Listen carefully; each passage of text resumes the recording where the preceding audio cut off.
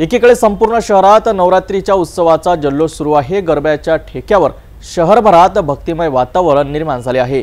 मात्र या भक्तीच्या सोहळ्याबरोबरच शहरात स्वातंत्र्याचा क्रांतिकारी शहीदांचा सन्मान करण्याचाही एक वेगळा उपक्रम पाहायला मिळाला।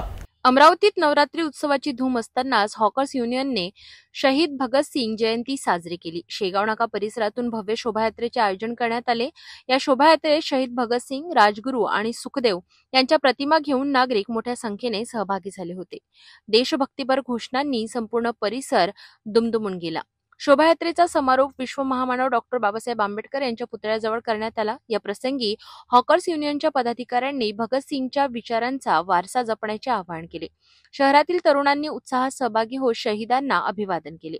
नवरात्री उत्सवाच्या पार्श्वभूमीवर झालेल्या कार्यक्रमाने वेगळाच देशभक्तीचा माहोल निर्माण झाला। कार्यक्रमाच्या यशस्वीतेसाठी पोलिसांनी विशेष बंदोबस्त ठेवला होता।